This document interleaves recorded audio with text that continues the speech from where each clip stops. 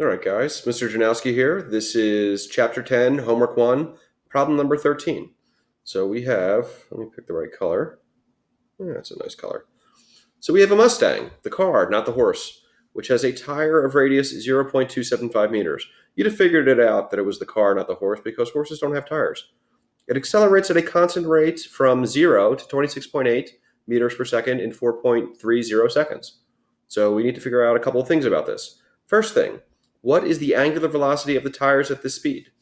Okay, so, yep, good, I'm in the wrong brush. All right, give me a second to get to the right brush. And round tip pen, looks good. All right, so what are we trying to figure out here? Part A, what is the angular velocity of the tire at this speed? Step, Part A, what is the angular velocity? Okay, your symbol for angular velocity is omega. So omega is equal to question mark. And the units for this will be radians per second.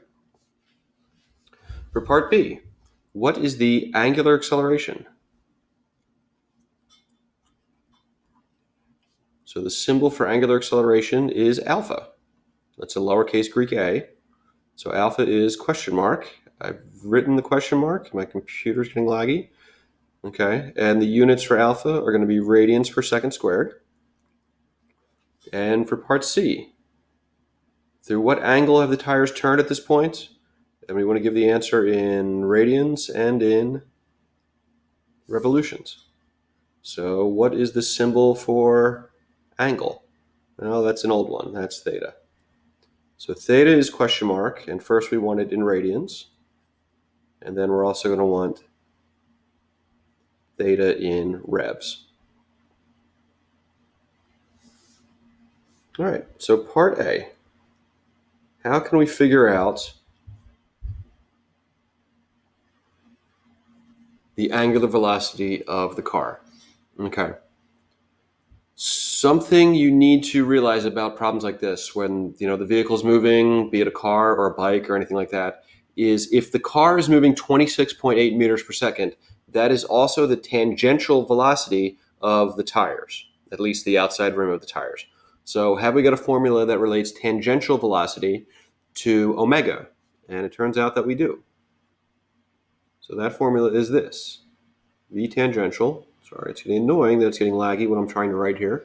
V tangential is equal to R omega. So when you're doing this, I would start there. Copy down the formula. Let me cross my T's here. Copy down your formula exactly as it's given to you, and then do the little algebra that solves for the thing you want. The thing we want is omega. So if V sub t is equal to R omega, that must mean that omega is equal to V sub t over R. And we know these numbers. So V tangential, the tangential velocity of the outside of the tire when the car is at that speed, is the velocity of the car at that speed. So that gives us 26.8 meters per second divided by the radius of the tire, 0.275 meters. So put those numbers in your calculator and you're going to get 97.5. And something weird happens with the units. So notice we have meters per second on top and meters on the bottom. So the meters should cancel. It seems like the units we get should just be per seconds, 1 over seconds. But radians are weird as far as it goes. Radians will magically appear out of nowhere when you need them to. And right now we need them to. So instead of being units of 1 over seconds, it's actually radians over seconds. At other times, the radian will just disappear when you need it to disappear. Radians are weird like that. So yeah, did we solve for the right thing? We did. We solved for omega. Did we give it the right units? Yes, we did. Radians per second. So give it a check. Yep, I don't want to make that bigger. So bad at these tools. Okay. Part B. What was the angular acceleration? So for this, think of your definition of regular acceleration. So regular acceleration, A, is delta V over delta t. So we're going to use the idea of cousins at this point.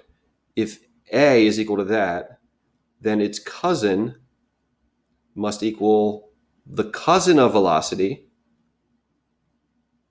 so delta omega, over the cousin of time. Well, time is its own cousin, over delta t. So yeah, you'll use the idea of cousins a lot in this chapter. So we know these numbers. Delta omega, actually let me write it out this way. So delta anything is the final thing minus the initial thing over delta t. Okay, omega final is this number that we just figured out here. I should include the units. All right, good boy. What was omega initial? How fast were the wheels turning at the start of this problem? Well, the car was going 0 meters per second at the start of this problem. The wheels weren't turning at the start of this problem. So omega initial would just be 0, which means alpha is equal to just omega final over delta t. So 97.5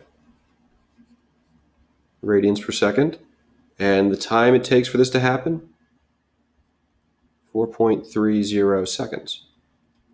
So ask your calculator 97.5 divided by 4.30, and it's going to tell you 22.7, and the units are radians per second squared. Because radians per second on the top divided by seconds on the bottom, the seconds don't cancel because the seconds on the top was in the denominator on the top. So it was on the bottom of the top divided by s on the top on the bottom. Okay, that's how it works. Yeah, the seconds don't cancel. You get 22.7 radians per second squared. So do we solve for the right thing, alpha? Did we give it the right units? We did. So far, so good. Now on, if I can find my cursor, there's my cursor. On to the fun part. Oh, that's a nice purple. So we need to figure out the angle through which the tires have turned at this point, and we need to get it in radians and revolutions. So this is actually going to be a kinematics problem. So step 1 in a kinematics problem, draw a sketch.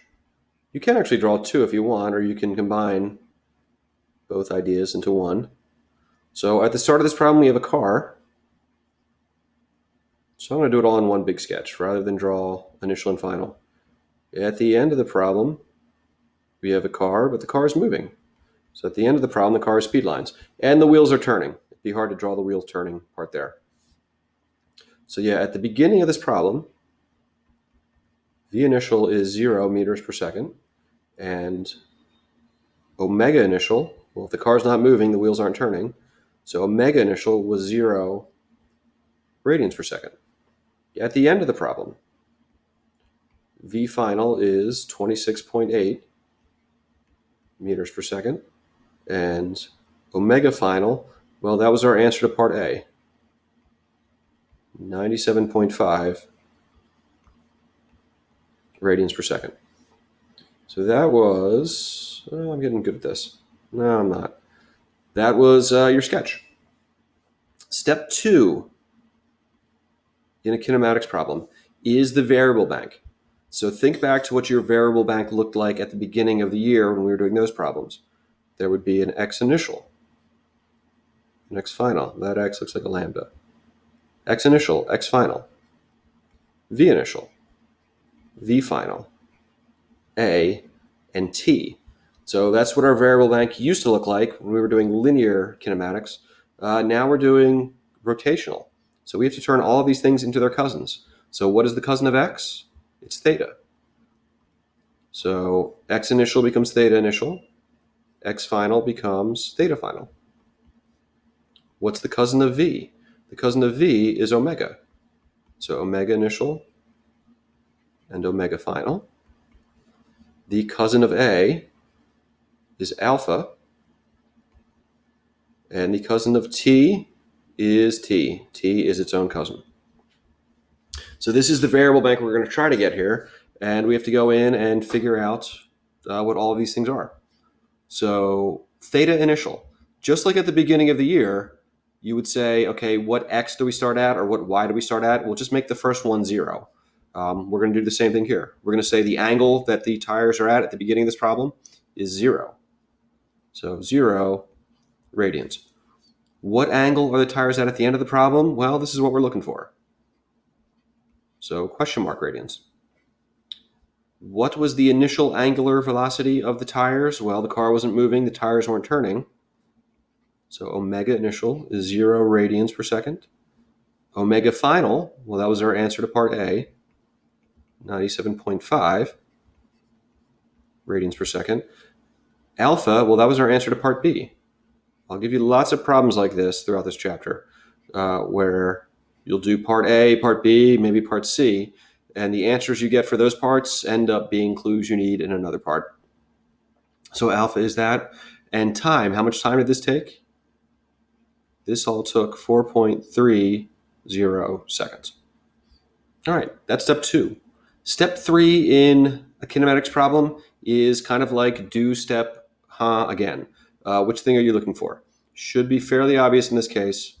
There's only one thing with a question mark. We're looking for, still getting better at the Wacom tablet. We're looking for theta final. Step 4 is pick an equation. So there's 2 conditions you need when you're picking an equation. The first thing is your equation has to have the thing you're looking for in it. So we're looking for theta final, we're looking for delta theta. So look at the kinematics problems at the footer of your homework. You'll see the 4 of them there at the bottom. Which ones have a theta in it? Well, 1, 3, and 4 have a theta, but 2 doesn't, so it can't be 2. And the other condition is you have to avoid all the other question marks. Well, in this case, there are no other question marks. So we're free to choose 1, 3, or 4. So I chose equation 4, which gives me delta theta is 1/2. So just copy down your equation exactly like it's written. Omega final plus omega initial times t. So now, pro tip of the day, are there any useful zeros? There is one, omega initial. Omega initial is 0, so I can use that. That just goes away, and we're going to have delta theta is 1/2 omega final t. So our life got a little bit easier. Now on to step 5. Hurry up, pen. Step 5, do the math. So get the thing you want by itself on one side. We've already got that. That's delta theta. And then put in the numbers. So our numbers are 1/2 omega final. Well, look back at your step 2. Omega final is 97.5 radians per second. And time is, check your step 2, 4.30 seconds. So now ask your calculator, what is 1/2 times 97.5 times 4.30? And the calculator will say 209.5. I kept 4 sig figs here. Radians is our unit because we had radians per second times seconds, so the seconds would cancel. So we have this. So step, we solved for the right thing. We gave it the right units. We have an angle in radians. So that's the first part of part C of this problem.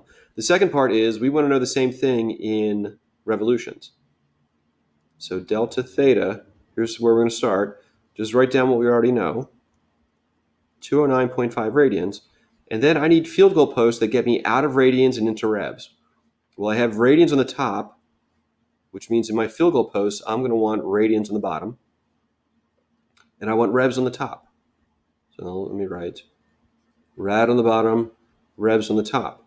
And remember, when you're doing the field goal post, the top thing has to equal the bottom thing, but in different units. So how do revs relate to radians? If you look at your footer, top right formula there on the footer says 360 degrees equals 2 pi radians equals 1 rev. So don't worry about the degrees here, but we do know that 1 rev is equal to 2 pi radians. So watch the units. Radians on top cancels with the radians on the bottom. If you do this, your calculator will give you your answer in revolutions. So 209.5 times 1 divided by 2 divided by pi is how I would actually enter it in the calculator. And you get 33.3 revs. So yeah, let's make it plural. Put a box around it. Compare it to step han. So I get step han here. Nope, it's getting laggy. Yeah, we solved for the right thing. We gave it the right units. So we're happy about that. So give it a check. So kinematics, they're back. Hopefully this was helpful.